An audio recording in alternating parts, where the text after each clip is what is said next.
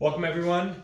I'm in the laboratory, busy week. Got 100 people for dinner tomorrow. So I'm just gonna do some food prep. Why I'm working on this, wanted to tell you a story about how to get a great nickname in the kitchen. So the thing about a nickname in the kitchen is for it to really work, the person who has the nickname needs to embrace it. I'll give you an example. I was working in a restaurant in New York City. One of the prep cooks there, he called me langoustine, which, the fancy name for shrimp. And I never really liked that nickname. It was he meant it kind of derogatory. Like I was a small person, I was a shrimp, because he was a pretty big guy. And so that just didn't work. I didn't like it. I didn't embrace it. No one picked up on it because, always give him a little pushback. So for a nickname to be good, everybody's got to love it.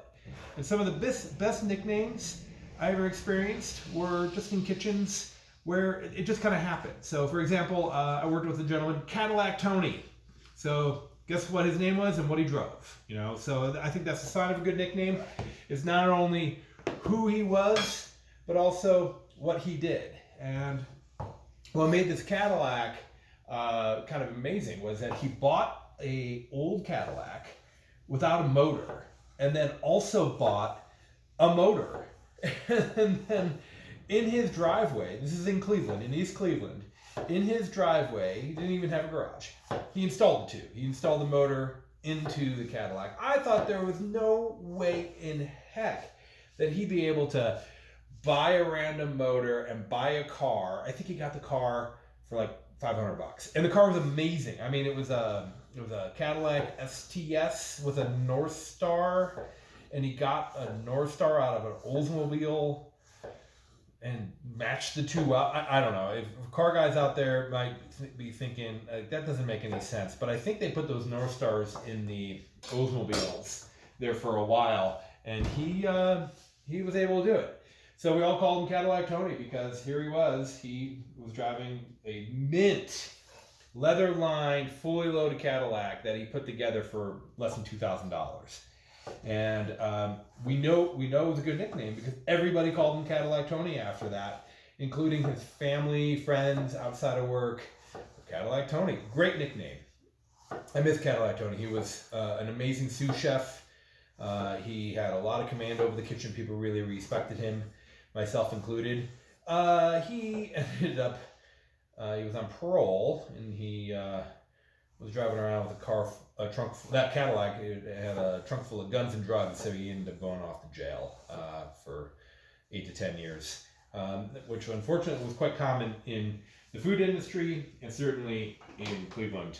When I worked in restaurants, I went through a lot of sous chefs who just one day stopped showing up, and 2 weeks later, someone would call me to inform me, oh, they're in jail. So my next example would be Eddie. Eddie was my grill guy at the steakhouse I worked at, High Park Steakhouse, also in Cleveland. And he used a knife, I swear it was this big, a big machete. Eddie Machete was born. And Eddie Machete could take this full-size scimitar, and he would hold it way up above his head and bring it down like whack, whack. And so close to his hands, he had such precision with this giant knife. The funny thing, though, was Eddie Machete was tiny. He had to be 5 feet tall. He was so short that he would actually have to stand on a milk crate to look up into the broiler when he was broiling steaks at this High Park chop house. We used these Garland broilers that got up to 1,200 degrees. And, man, that guy could cook. He had amazing knife skills. I really miss working with him. We were good friends. And he was quite virile. He had 6 children with 5 ladies. So Eddie Machete was quite the ladies' man, as well as being an amazing cook. I miss Eddie Machete as well. I think every once in a while he pops up maybe on my Facebook page. I know he's still cooking in the Cleveland area as a chef, running his own crews now. Back in the day, he was a grill guy, and being a grill guy in a steakhouse, you're usually the highest paid cook in the entire kitchen because you make a couple of mistakes every night. These steaks are so expensive that you've basically wiped out the profit for the evening. So a job that I would do on occasion, but never as good as Eddie Machete. And then some nicknames are just lifted from other places. So I worked at a country club in Cleveland. The Blue Heron is now a brewery and event space, and they there I had Mel, and Mel, it was short for Mel Carne. And this was lifted directly from Kitchen Confidential, which is Anthony Bourdain's kind of famous book. He actually had a couple books before that book came out. That's the one that put him on the map. And Mel Carne, that's the nickname that they gave him. If you're familiar with the story, he was working in Providence at a very busy, prominent Italian restaurant, and they called him Mel Carne for bad meat because he was a kind of a bad employee. He was, didn't really know what he was doing, but kind of full of himself. And Mel Carne, he was kind of similar to that. His name was David.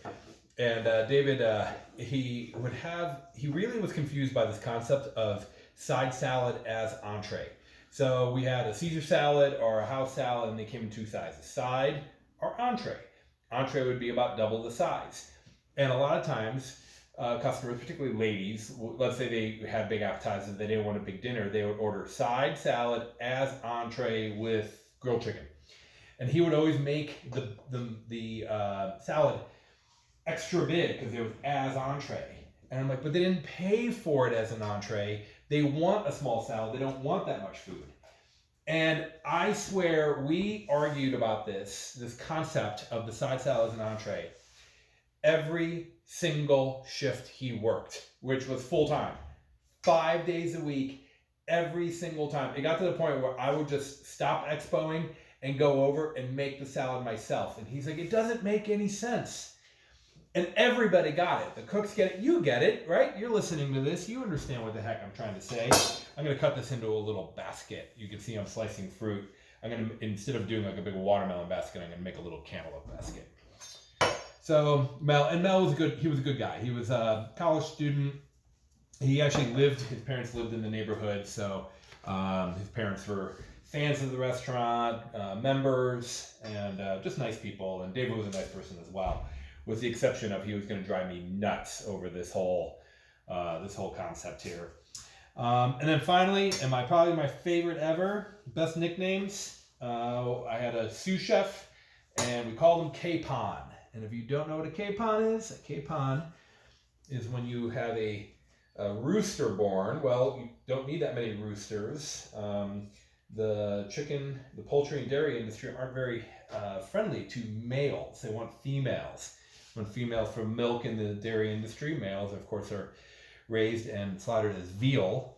But what they do with chickens, male chickens, roosters, I guess, I don't know what the term for a baby rooster is, but they will castrate them.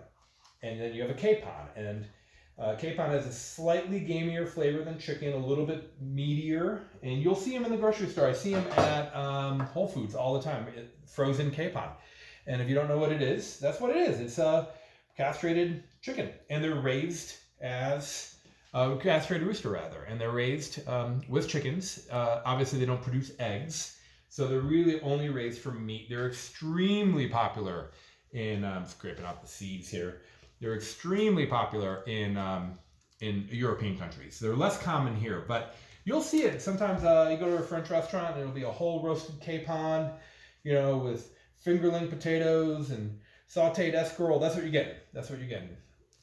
And the flavor's a little different, almost slightly closer to turkey, almost.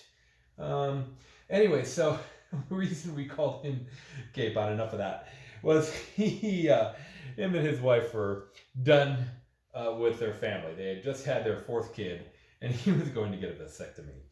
So he told me kind of in confidence, but then word got out that he was going to get a vasectomy, and I don't know, everybody in the kitchen was kind of giving him a hard time about that. Not that there was anything wrong with that. Hey, good for him for knowing that him and his wife were done planning their family, and it's easier for a guy to get a vasectomy. I know all the things about that, but of course we're going to make fun of him because, that's what you do when you work in the kitchen.